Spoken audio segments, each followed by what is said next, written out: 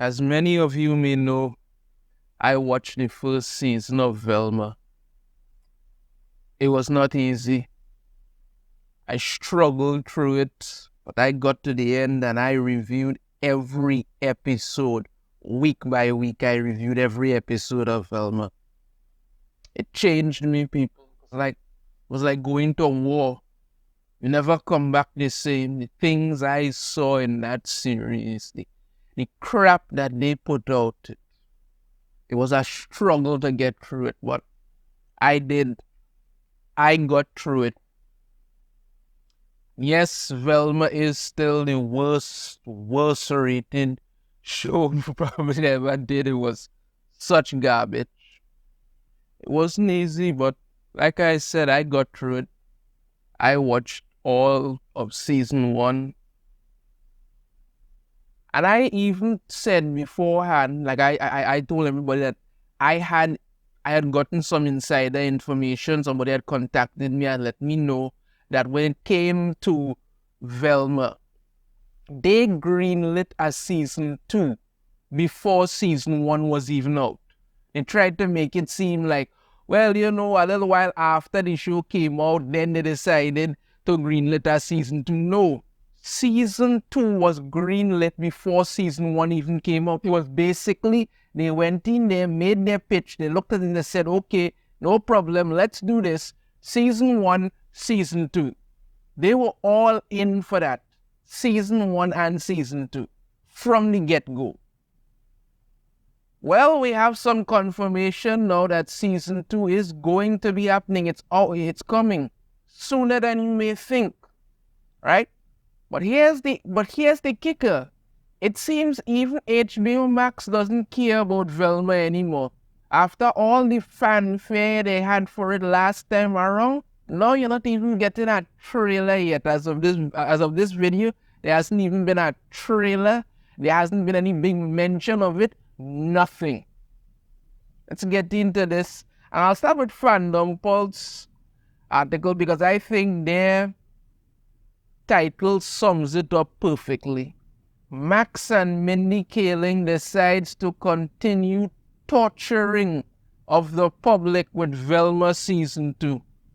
No better way to put that. Literal torturing of the public with Velma season 2. Good God.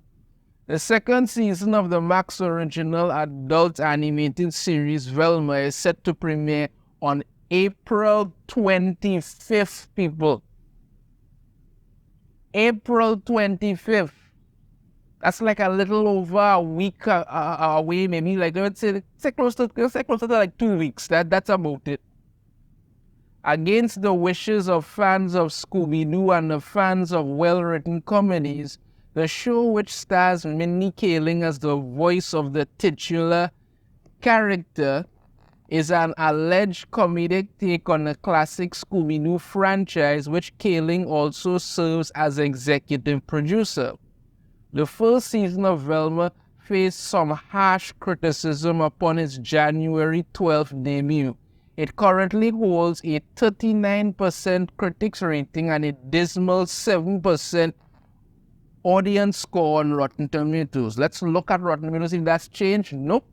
Still 39% and 7%. That's it, because it's a terrible series. There's no other way to put it. Literally terrible. However, it inexplicably drew record viewership for Max and went on to become their most watched original animated series premiere, more likely relegating it background noise. Now, here's the thing about that. HBO Max came out and said that Velma was their most watched original animated series premiere ever. Yes, because when people hear Velma, they're thinking Scooby-Doo, Scooby-Gang. They want to see what it's going to be about. That's what drew people in. But from the first episode, because what you were getting beforehand, the clips of it, people were thinking, well, okay, this is going to be more of a,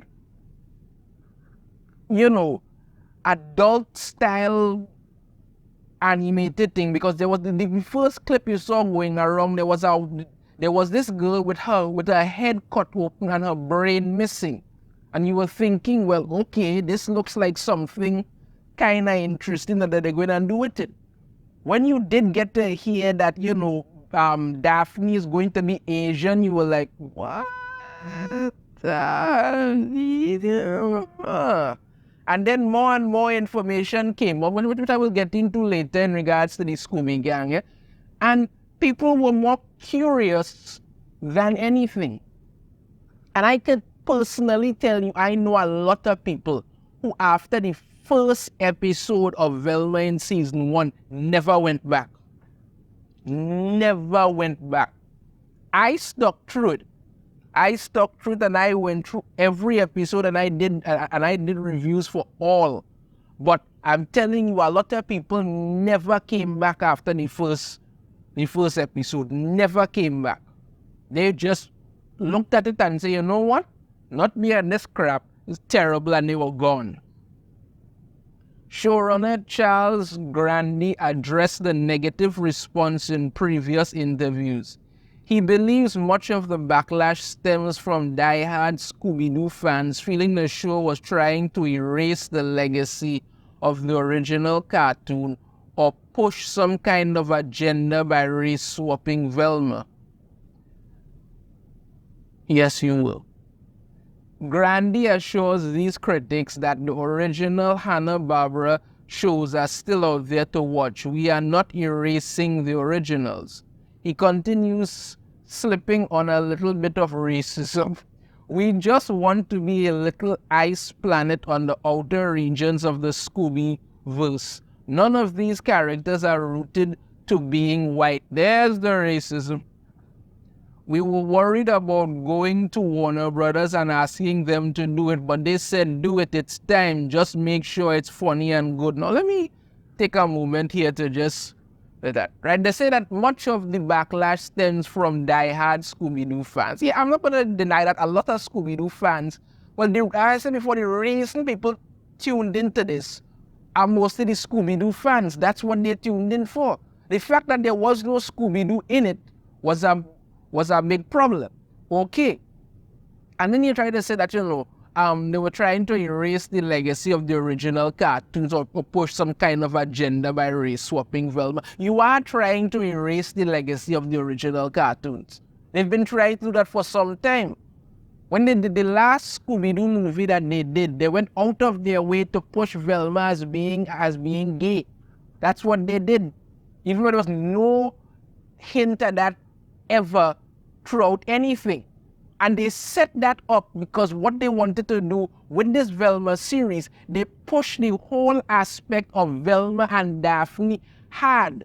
You even had the Mary Sue coming out and praising Velma for queer representation. Not for the show being good. They never did that, but they came out to praise it for queer representation.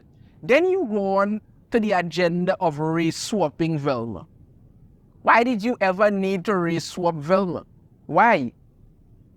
I always said that, why did you need to race-swap Velma? In the, I think it's Scooby animated series that they did, they made Velma, I think she was like Spanish or Mexican or something like that. Something like that. And people were like, why do you need to do that?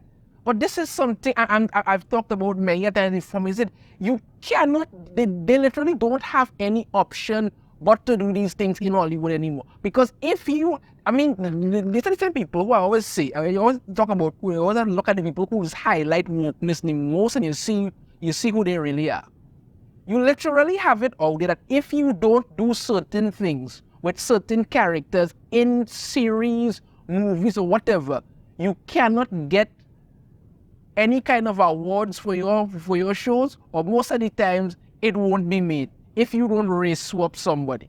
So you're literally pushing an agenda. I don't know who you're trying to play. But they want to say about how we just want it to be a little ice planet on the outer regions, and none of these characters are rooted to being white because God forbid they be white. I remember a while back some idiot was talking and saying that Friends, the TV series, or the Friends, the TV series, should be ashamed for not having any person of color.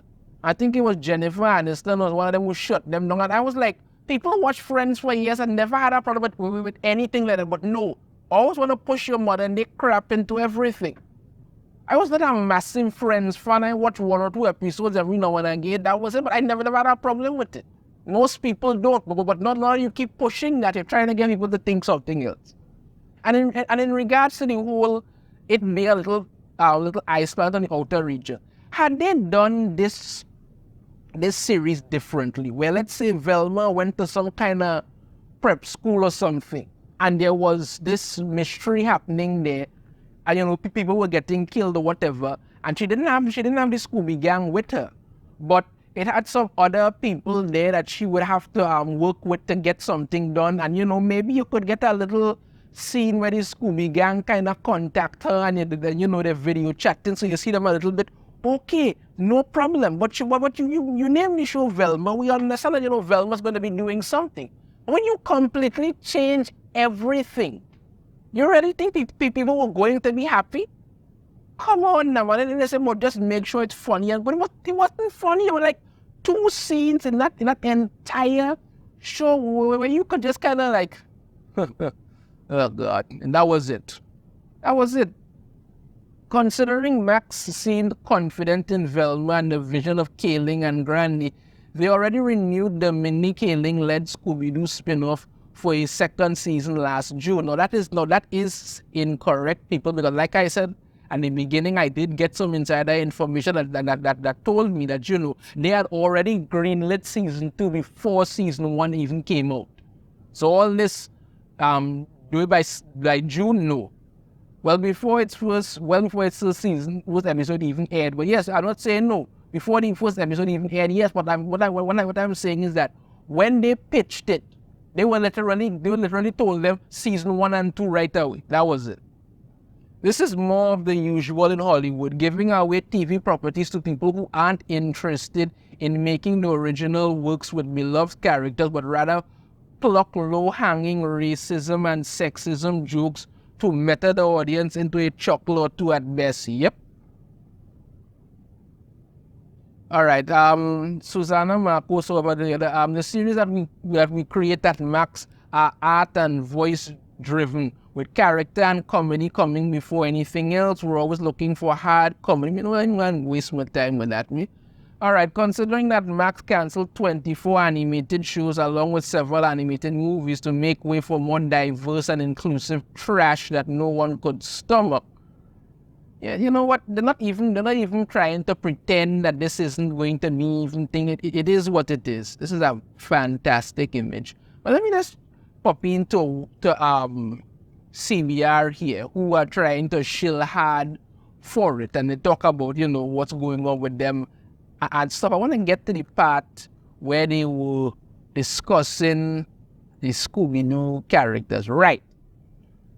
So they talk about how they re-swapped Velma. They go on, the rest of the Mystery Incorporated gang who appear in supporting roles were also reimagined, with Fred Jones depicted as a dim-witted late bloomer. No, Fred was depicted as he has to be evil because he's a white guy with a baby dick. That's what it is. There was even this one scene where they tried to make him look like Hitler. That's it. That's what they did. They constantly made jokes and belittled Fred because he was white. That was it. And you go on, Daphne Blake as an East Asian American teenager raised by 2 adoptive mothers.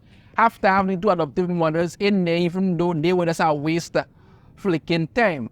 And then you had Daphne and Velma and their full-blown on again, off again, lesbian, what you may call it, that nobody cared about, and the character was just so flicking waste of time. Then they go on with Norville Rogers as an African-American who hates drugs and does not go by his more familiar nickname Shaggy. Norville was basically a cock. There's no other way to put that. He was basically a cock. That was it. And then they wrapped it up at the end when the person who was doing all this evil shit turned out to be Fred's mother, who wanted to take out Fred's brain and put Velma's brain in his body because, you know, women are better than men. And it was just absolute shit.